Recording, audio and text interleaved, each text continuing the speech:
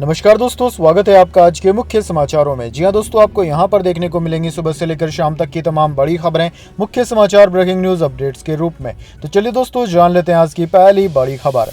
NEET में गोधरा और Hazaribagh centre से कोई टॉपर नहीं। एनटीए ने सुप्रीम कोर्ट में माना कि दोनों जगह गड़बड़ी हुई। सीबीआई ने यहां से गिरफ्तारियां की। जी हां दोस्तों, सुप्रीम कोर्ट के आदेश के बाद नेशनल टेस्टिंग एजेंसी यानी कि एनटीए ने शनिवार 20 जुलाई को नीट यूजी एग्जाम का सिटी और सेंटर वाइज रिजल्ट जारी कर दिया। रिजल्ट ऑफिशियल वेबसाइट nta.ac.in पर रिलीज हुआ है। इसमें कैंडिडेट्स की पहचान जाहिर नहीं की गई है। दोस्तों, खास बात यह है कि विवादास्पद गोधरा और हजारीबाग सेंटर से कोई भी कैंडिडेट टॉपर नहीं है। वहीं दोस्तों, एनटीए ने सुप्रीम कोर्ट में यह माना है कि इन दोनों जगहों पर ही बड़ी गड़बड़ी हुई है। चलिए दोस्तों, जान लेते हैं अगली खबर। यूपीएससी चेयरमैन मनोज सोनी ने दिया इस्तीफा। पिछले साल अध्यक्ष बने थे, 5 साल का कार्यकाल बाकी था। बोले इसका पूजा खेड़कर विवाद से कोई संबंध नहीं। जी हां दोस्तों, यूपीएससी संघ लोक सेवा आयोग के अध्यक्ष मनोज सोनी ने निजी कारणों का हवाला देते हुए इस्तीफा दे दिया है। उन्होंने कहा है कि इस्तीफे के बाद सामाजिक और धार्मिक कामों पर ध्यान देंगे। उन्होंने 14 दिन पहले अपना इस्तीफा कार्मिक विभाग डीओपीटी को भेजा था। इसकी जानकारी आज 20 जुलाई को सामने आई है। अभी दोस्तों, इस्तीफा स्वीकार नहीं हुआ है। उनका कार्यकाल मई 2029 तक का था। उन्होंने 16 मई 2023 को यूपीएससी के अध्यक्ष के रूप में शपथ ली थी। दोस्तों, इस्तीफे की जानकारी आने के बाद मनोज सोनी ने कहा कि उनका इस्तीफा ट्रेनी आईएएस पूजा खेड़कर के विवादों और आरोपों से किसी भी तरह से जुड़ा हुआ नहीं है। चलिए दोस्तों, जान लेते हैं अगली खबर। हरियाणा में आम आदमी पार्टी की 5 गारंटी। 24 घंटे फ्री बिजली, हर महिला को 1000 रुपए। पहली बार सभी सीटों पर चुनाव लड़ने की है तैयारी।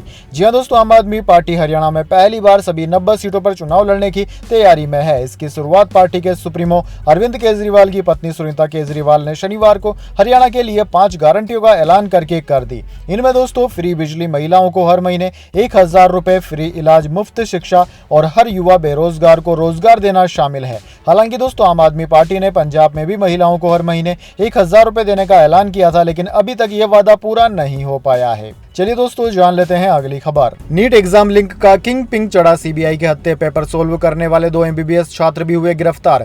जी हां दोस्तों, पेपर लीक गैंग का किंग पिंग शशिकांत हजारीबाग से पेपर चोरी करने वाले पंकज और गिरफ्तार रोकी से जुड़ा हुआ है। इसके अलावा गिरफ्तार किए गए आरोपियों में 2 सोल्वर भी शामिल है। आरोपी कुमार मंगलम राजस्थान के भरतपुर से एमबीबीएस सेकंड ईयर का स्टूडेंट है और दूसरा आरोपी दीपेंद्र शर्मा भी भरतपुर सेकंड ईयर का स्टूडेंट है। पेपर लीक के दौरान कुमार मंगल और दीपेंद्र दोनों हजारीबाग में मौजूद थे और पेपर सोल्व करके दिया था। चलिए दोस्तों, जान लेते हैं इसके बाद अगली बड़ी खबर। एमपी में 17,000 करोड़ में खुलेगी नई इंडस्ट्रीज। छिंदवाड़ा को मिले 15 नए प्रोजेक्ट। जबलपुर में बनेगा रेडीमेड टेक्सटाइल स्किल सेंटर। जी हां दोस्तों, देश विदेश की इंडस्ट्रीज ने एमपी सरकार को 17,000 करोड़ के इन्वेस्टमेंट के प्रस्ताव दिए हैं। शुक्रवार को जबलपुर के नेताजी सुभाष चंद्र बोस कन्वेंशन सेंटर में आयोजित रीजनल इंडस्ट्रीज कॉन्क्लेव में 5 देशों और 9 राज्यों के 3500 से ज्यादा इन्वेस्टर्स शामिल हुए। इनमें defence, textile, pharma, tourism, food, tank निर्माण आदि सेक्टर में नए उद्योग शुरू करने पर चर्चा हुई। दोस्तों, मुख्यमंत्री डॉक्टर मोहन यादव ने कहा कि जबलपुर में रेडीमेड और टेक्सटाइल स्किल सेंटर बनाया जाएगा। चलिए दोस्तों, जान लेते हैं अगली खबर। बंगाल गवर्नर को राजभवन ने यौन शोषण मामले में दे दी क्लीन चिट। टीएमसी ने जांच रिपोर्ट को बताया कॉमेडी। जी हां दोस्तों, पश्चिम बंगाल को राज्यपाल सीवी आनंद बोस के खिलाफ लगे यौन उत्पीड़न का आरोप लगाने को लेकर बड़ी जानकारी सामने आई है। राजभवन ने बंगाल के राज्यपाल के खिलाफ छेड़छाड़ के आरोपों की एक सेवानिवृत्त न्यायाधीश के माध्यम से जांच कराई थी। जांच की रिपोर्ट के मुताबिक यह पाया गया कि सीवी आनंद बोस के खिलाफ शिकायतकर्ता के आरोप निराधार हैं। दरअसल दोस्तों, यह जांच सुप्रीम कोर्ट में गवर्नर के खिलाफ दायर याचिका के बाद कराई गई है। याचिका पीड़िता द्वारा संविधान के अनुच्छेद 361 के तहत किसी भी तरह के आपराधिक मुकदमे से पूरी तरह छूट के खिलाफ दायर की गई है। वहीं दोस्तों, इस जांच पर सत्ताधारी तृणमूल कांग्रेस ने सवाल उठाए। दरअसल दोस्तों, रिटायर्ड जज द्वारा की गई जांच के निष्कर्ष में कहा गया है कि कथित घटना की जगहों पर मौजूद और प्रत्यक्षदर्शी व्यक्तियों की गवाही के विश्लेषण से एक निष्कर्ष निकलता है कि शिकायतकर्ता का आचरण, समय और चुनी गई रणनीति संदेह पैदा करती है और ऐसा प्रतीत होता है कि वे निष्पक्ष नहीं है। चलिए दोस्तों, जान लेते हैं अगली खबर।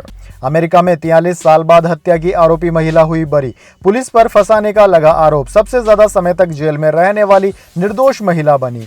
जी हां दोस्तों, अमेरिका की एक कोर्ट ने 43 साल बाद हत्या के आरोप में एक महिला को बरी कर दिया। न्यूज एजेंसी एपी के मुताबिक महिला का नाम सैंड्रा होम है। 64 साल की होम्बे को 1980 में मिजोरी की लाइब्रेरी में काम करने वाले पेट्रिसिया जेस्के की चाकू मारकर हत्या के मामले में गिरफ्तार किया गया था। होम के वकील ने बताया कि पुलिस ने उसके मुवक्किल को मर्डर केस में फंसाया था। वह उस वक्त मनोरोगी थी। पुलिस ने उस पर इतना दबाव बनाया कि उसने हत्या का आरोप स्वीकार कर लिया। होम बिना अपराध के ही 43 सालों तक जेल में रही। किसी भी निर्दोष के द्वारा जेल की सजा काटे जाने वाली यह सबसे लंबी सजा है। चलिए दोस्तों जान लेते हैं अगली खबर। यूपी में फिर हुआ रेल हादसा। अमरोहा में मालगाड़ी के कई डिब्बे पटरी से उतरे। जी हां दोस्तों, एक बार फिर उत्तर प्रदेश के अमरोहा में रेल हादसा होने से टल गया है। यहां पर मालगाड़ी के कई डिब्बे पटरी से उतर गए। मालगाड़ी ट्रेन के डिब्बे उतरने के बाद हड़कंप मच गया। मालगाड़ी के 5 डिब्बे पटरी से उतरे थे दोस्तों, जिसके बाद दिल्ली लखनऊ रेलवे लाइन की दोनों लाइनें बंद हो गई, जिसके बाद दिल्ली से लखनऊ तक के रेलवे के अधिकारियों में हड़कंप मचा हुआ है। वहीं अमरोहा रेलवे स्टेशन के अधिकारी मौके पर पहुंचे और लखनऊ से दिल्ली जाने वाली सारी ट्रेनों के रूट बदले गए। सूत्रों के अनुसार रास्ते में चल रही ट्रेनों को भी रोका गया है। इस हादसे के बाद मौके पर स्थानीय लोगों की भारी भीड़ मौजूद है। यह हादसा अमरोहा रेलवे स्टेशन के नजदीक हुआ। चलिए दोस्तों जान लेते हैं अगली खबर। दावा, कोरोना में सरकारी आंकड़ों से 8 गुना ज्यादा मौतें हुई। भारत में 2020 में 12 लाख लोगों ने दम तोड़ा। मुस्लिमों पर सबसे ज्यादा असर। जी हां दोस्तों, कोरोना महामारी के पहले फेज में करीब 12 लाख लोगों की जान गई थी। यह दावा कतर के मीडिया हाउस अल जजीरा ने 10 बड़े डेमोग्राफर्स, जनसंख्या की स्टडी करने वाले और इकोनॉमिक्स की रिपोर्ट के हवाले से किया है। दोस्तों बताया जा रहा है कि 2020 में भारत में कोरोना के कारण हुई मौतें सरकारी आंकड़ों से 8 गुना ज्यादा थी। भारत सरकार के मुताबिक 2020 में कोरोना के करीब 1,48,000 लोगों की मौत हो गई थी, जबकि कई रिपोर्ट के मुताबिक असल संख्या 12 लाख थी। ये आंकड़ा साइंस एडवांस पब्लिकेशन ने 19 जुलाई की रिपोर्ट में छापा है, जिसे भारत सरकार ने 2019-21 के नेशनल फैमिली हेल्थ के आधार पर तैयार किया था। दोस्तों आपको बता दें, रिपोर्ट में दिए गए आंकड़े WHO के आंकड़े से भी 1.5 गुना ज्यादा है। रिसर्च के मुताबिक 2020 में उच्च जाति के हिंदुओं की औसत जीवन दर में 1.3 साल की गिरावट दर्ज की गई। वहीं अनुसूचित जाति के लोगों की औसत जीवन दर में 2.7 साल की गिरावट आई है। इसके अलावा भारत के मुस्लिम नागरिकों की जीवन दर पहले की तुलना में 5.4 साल घट गई है। चलिए दोस्तों जान लेते हैं अगली खबर। हवालात में भी कम नहीं हो रही मनोरमा खेड़कर की खनक, अब पुलिस पर लगाया यह इल्जाम। जी हां दोस्तों, महाराष्ट्र कांडर की विवादित IAS पूजा खेड़कर की मां मनोरमा खेड़कर की पुलिस हिरासत 2 दिन के लिए बढ़ा दी गई है। उनको शनिवार को पुणे की एक अदालत में पेश किया गया। वहां मनोरमा ने जज से शिकायत की कि उसको समय पर खाना नहीं दिया जा रहा है। इसके बारे में जज ने अदालत में मौजूद जांच अधिकारी से पूछताछ की और उनसे CCTV फुटेज लाने का आदेश दिया ताकि समय की जांच की जा सके। सुनवाई के दौरान जज ने जांच अधिकारी को आदेश दिया कि वह 18 से 20 जुलाई के बीच की लॉकअप की CCTV फुटेज अदालत में पेश करे। दरअसल दोस्तों, मनोरमा को किसानों को धमकी देने और हथियार लहराने के मामले में गिरफ्तार किया गया है। उनको पुलिस की टीम ने रायगढ़ के महाड़ के एक होटल से पकड़ा था। वहां वो नकली पहचान के साथ रह रही थी। वो इस होटल में एक शख्स के साथ ठहरी हुई थी, जिसे उन्होंने अपना बेटा बताया था। चलिए दोस्तों जान लेते हैं अगली खबर। रूस में कैद अमेरिकी पत्रकार को 16 साल की जेल, जासूसी करने का दोषी ठहराया, 3 दिन कमरे में बंद रखा। बाइडेन बोले अमेरिकी होने की सजा दी। जी हां दोस्तों, रूस की जेल में 489 दिनों से बंद अमेरिकी पत्रकार को 16 साल जेल की सजा सुनाई गई है। रूस की कोर्ट ने इवान को जासूसी के मामले में दोषी ठहराया। कोर्ट के दस्तावेज के मुताबिक इवान, जो कि अमेरिकी पत्रकार है, खुफिया एजेंसी CIA का एजेंट भी है, जो रूस के यूराल शहर में एक मिलिट्री टैंक फैक्ट्री की जासूसी करते हुए पकड़ा गया था। न्यूज एजेंसी AFP के मुताबिक इवान को पहले येकातेरिनबर्ग के यूराल शहर में 3 दिन तक कमरे में बंद किया गया। इसके बाद उसे कोर्ट के सामने पेश किया गया। इवान को मार्च 2023 में यूराल में रिपोर्टिंग के दौरान गिरफ्तार किया गया था। वह अमेरिकी अखबार वॉल स्ट्रीट जर्नल का पत्रकार है। 30 साल पहले शीत युद्ध खत्म होने के बाद यह पहली बार है जब रूस में किसी अमेरिकी पत्रकार को सजा दी गई है। चलिए दोस्तों जान लेते हैं अगली खबर। हरियाणा के कांग्रेस MLA सुरेंद्र पवार हुए अरेस्ट, अवैध खनन मामले में ईडी का बड़ा एक्शन।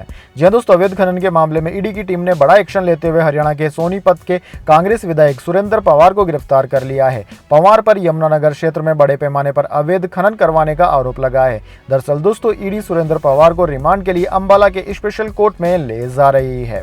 दरअसल दोस्तों, मामला यमुनानगर क्षेत्र में सिंडिकेट द्वारा लगभग 400-500 करोड़ रुपए के अवैध खनन से संबंधित है। चलिए दोस्तों जान लेते हैं अगली खबर। प्रधानमंत्री मोदी एक्स पर सबसे ज्यादा फॉलोअर्स वाले ग्लोबल लीडर बने। एलन मस्क ने दे दी बधाई, पिछले 3 साल में 3 करोड़ से ज्यादा लोगों ने फॉलो किया। जी हां दोस्तों, आपने बिल्कुल सही सुना। टेस्ला के CEO एलन मस्क ने प्रधानमंत्री नरेंद्र मोदी को सोशल मीडिया प्लेटफॉर्म एक्स पर सबसे ज्यादा फॉलो किए जाने वाले ग्लोबल लीडर होने पर बधाई दी। पिछले हफ्ते 14 जुलाई को एक्स पर प्रधानमंत्री मोदी के फॉलोअर्स का आंकड़ा 100 मिलियन यानी कि 10 करोड़ पहुंच गया था। दोस्तों इसी के साथ वह एक्स पर सबसे ज्यादा फॉलो किए जाने वाले वर्तमान ग्लोबल लीडर बन गए हैं। अभी एक्स पर प्रधानमंत्री के फॉलोअर्स का आंकड़ा 100.2 मिलियन है। पिछले 3 साल में मोदी को 30 मिलियन यानी कि 3 करोड़ से ज्यादा नए लोगों ने फॉलो किया है। प्रधानमंत्री मोदी ने 2009 में एक्स ज्वाइन किया था, तब इसका नाम ट्विटर था।